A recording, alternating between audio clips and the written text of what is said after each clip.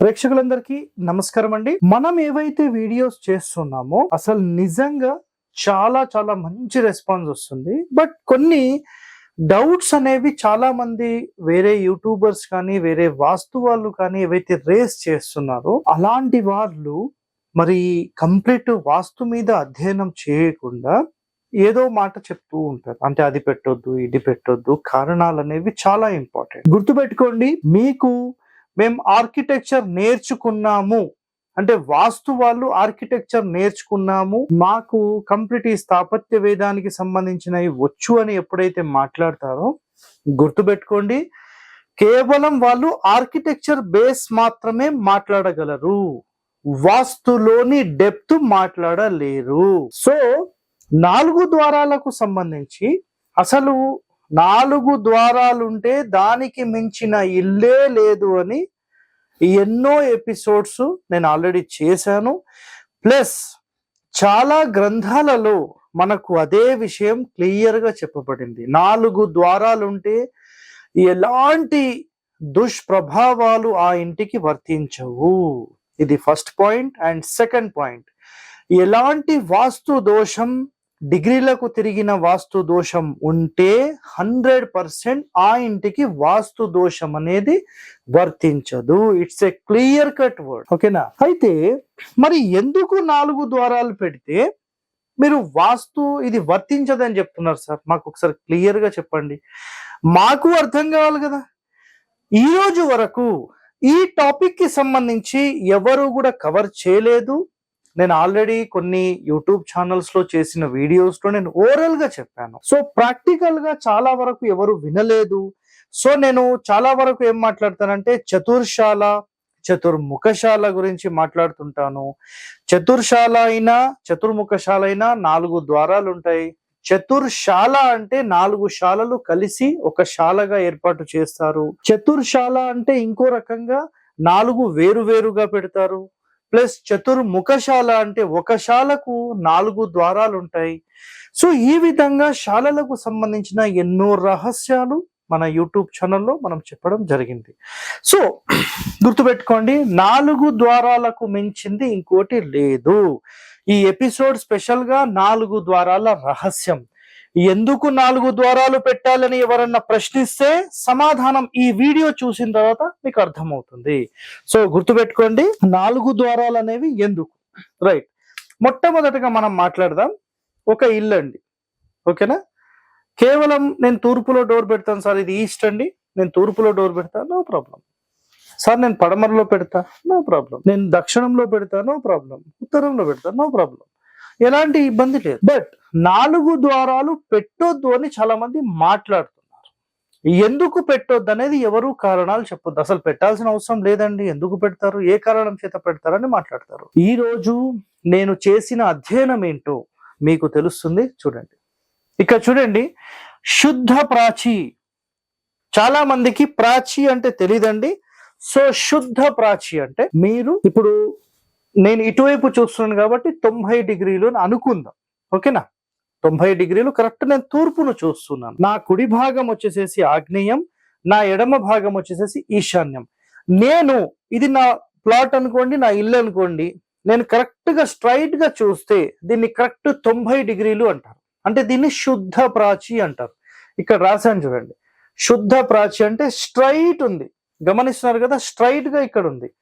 ఒకవేళ నేను స్ట్రైట్ గా కాకుండా కొంచెం ఈశాన్యం వైపు చూసాను అనుకోండి, నా లెఫ్ట్ సైడ్ వైపు ఇట్లా టర్న్ అయ్యాను అనుకోండి, ఇప్పుడు నేను చూస్తున్నది ఈశాప్రాచి. అంటే ఈశాన్యానికి తింపిన బిట్ని ఈశాప్రాచి అంటారు, ఓకేనా?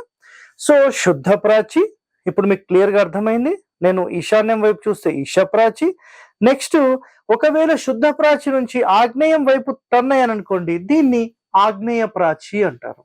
సో తూర్పు, దీన్నేమో శుద్ధ ప్రాచి, ఈశ ప్రాచి, ఆగ్నేయ ప్రాచి. క్లియర్, అర్థమైంది కదా మీకు? సో ఇప్పుడు ఇక్కడ ఎందుకు అనేది నేను రీజన్ చెప్తాను చూడండి. శుద్ధ ప్రాచి ఉన్నప్పుడు మీరు 100% 4 ద్వారాలు పెట్టొచ్చు, 1 డోర్ పెట్టొచ్చు, 2 డోర్లు పెట్టొచ్చు, మన ఇష్టం, అసలు ఇష్యూస్ ఏం లేవు.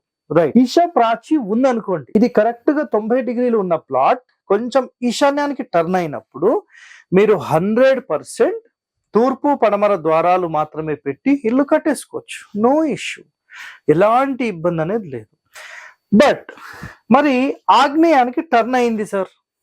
ఇక్కడ చూడండి, ఏపీ తెలంగాణలో ఆర్కిటెక్చర్ బేస్ మీద వర్క్ చేస్తూ మనకు ప్లాన్స్ డిజైన్ చేసి ఇచ్చే వాళ్ళు చాలా మంది ఉన్నారు, రైట్, ఓకే. బట్ వాస్తులోని అంతరార్థాలు తెలుసుకోవడం చాలా చాలా ఇంపార్టెంట్. కేవలం ఆర్కిటెక్చర్ లో చెప్పిన పొడవు ఎంత, వెడల్పు ఎంత, డోర్ ఎంత, కిటికీలు ఎంత, ఇవి మాత్రమే చెప్తే సరిపోదు.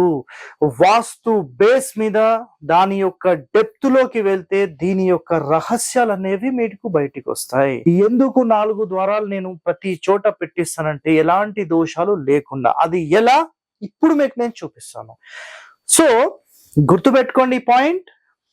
ఒకవేళ మీ ప్లాట్ 90 డిగ్రీలు కాకుండా 91 నుంచి ఇంకా ప్లస్ ఎంతైనా ఉండనియండి, 92, 93, 95, 100 డిగ్రీలు, 105 డిగ్రీలు, 110 డిగ్రీలు, ఇవన్నీ ఆగ్నేయానికి టర్న్ అయిపోయినవి, ఓకేనా. సో ఇప్పుడు మీరు గనక తూర్పులో మధ్య ద్వారం పెట్టారనుకోండి, ఒక ఎగ్జాంపుల్లో తూర్పులో మధ్య ద్వారం పెట్టారు. సో ఈ డోర్ ఇప్పుడు ఎటు చూస్తుంది, ఆగ్నేయాన్ని చూస్తుంది. అర్థమైంది కదా మీకు, ఆగ్నేయాన్ని టర్న్ అయింది.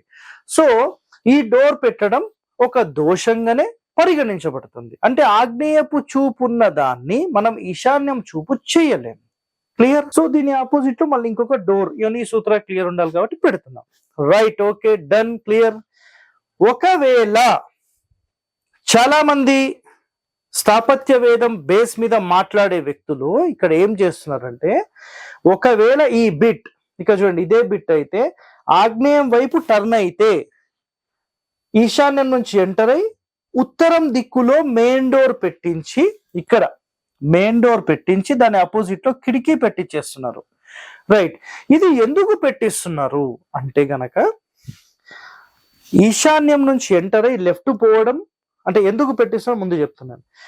మనము ఇక్కడ చూడండి, ఇది ప్లాట్ అయితే ప్లాట్ ఆగ్నేయానికి టర్న్ అయింది, రైట్, ఓకే. ఇక్కడ ఆగ్నేయానికి టర్న్ అయింది కదా, అప్పుడు ఈ ఉత్తరం ఫేసింగ్ ఏమవుతుందంటే ఈశాన్యానికి టర్న్ అవుతుంది. మీకు అర్థమవుతుందా? ఇది శుద్ధ ప్రాచ్ అయితే అన్ని డిగ్రీలు సేమ్ ఉన్నాయి. నేను ఆగ్నేయానికి టర్న్ అయినప్పుడు నా ఈ ఫేస్ ఈశాన్యం వైపు టర్న్ అవుతుంది.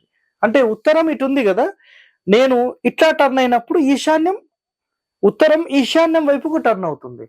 అయితే ఇలా టర్న్ అయినప్పుడు ఈశాన్యం ఎంట్రన్స్ తీసుకొని ఉత్తరం డోర్ పెడితే గనక అది ఈశా ప్రాచి అవుతుంది. అర్థమైందా మీకు? ఇక చూడండి, మీకు క్లియర్ గా చూపిస్తాను నేను మళ్ళీ. ఇది వచ్చేసేసి కరెక్ట్ గా 90 డిగ్రీలు, అంటే 0 డిగ్రీస్ అనుకుందాం ఉత్తరం. ఒకవేళ ఇలా టర్న్ అయింది అనుకోండి, ఇక చూడండి, ఇప్పుడు ఇక్కడ ఒక 5 డిగ్రీస్ నుంచి ఒక 10 డిగ్రీస్ ఇట్లా టర్న్ అయింది అనుకోండి, అప్పుడు ఈ బిట్ అనేది కరెక్ట్ గా ఉత్తరం చూడకుండా కొంచెం ఈశాన్యానికి టర్న్ అవుతుంది. అంటే ఈ ప్లాట్ ఎప్పుడైతే ఈశాన్యానికి టర్న్ అవుతుందో, అంటే తూర్పు ఫేసింగ్ ప్లాట్ ఆగ్నేయానికి టర్న్ అయినప్పుడు, ఇక్కడ చూడండి, ఇది ఈ ఫేసింగ్ ఆగ్నేయానికి టర్న్ అయినప్పుడు ఈ ఉత్తరం ఫేసింగ్ ఈశాన్యానికి టర్న్ అవుతుంది. అర్థమైందా మీకు? ఈశాన్యానికి టర్న్ అవుతుంది కాబట్టి వీళ్ళు ఏం చేస్తున్నారంటే, ఎంట్రెన్స్ అనేది, ఇది మొత్తం ఒక ప్లాట్ అయితే ఎంట్రెన్స్ అనేది ఇక్కడ పెట్టి ఉత్తరంలో డోర్ పెట్టిస్తున్నారు, తూర్పు పడమరలో డోర్ పెట్టించట్లేదు. సో దీని వల్ల ఏమవుతుంది అంటే, ఉత్తరం ఫేసింగ్ ఈశాన్యం చూపు ఉంది కాబట్టి ఇది మంచిది అనేది వాళ్ళ ఉద్దేశం. బట్ ఇక్కడ గుర్తుపెట్టుకోండి, ఏ క్షణమైతే మీరు ఈశాన్యంలో డోర్ పెట్టి ఇలా లోపలికి ఎంటర్ అవుతున్నారో, ఇది హీనబాహు ప్రవేశంగా మారి మిమ్మల్ని నష్టాలే కలగజేస్తుంది. బట్ ఇక్కడ కొన్ని కండిషన్స్ ఏంటంటే, మీరు ఎప్పుడైతే రూల్స్ ప్రకారము నియమాల ప్రకారం ఇంటి నిర్మాణం చేస్తున్నారో ఇది మీకు కొంత ప్రొటెక్ట్ చేయొచ్చు. చెయ్యదు అనేది ఏం చెప్పను, ఖచ్చితంగా చేయొచ్చు. బట్ తెలిసి మనం ఎందుకండి మిస్టేక్స్ చేయడం, ఆలోచన చేయండి.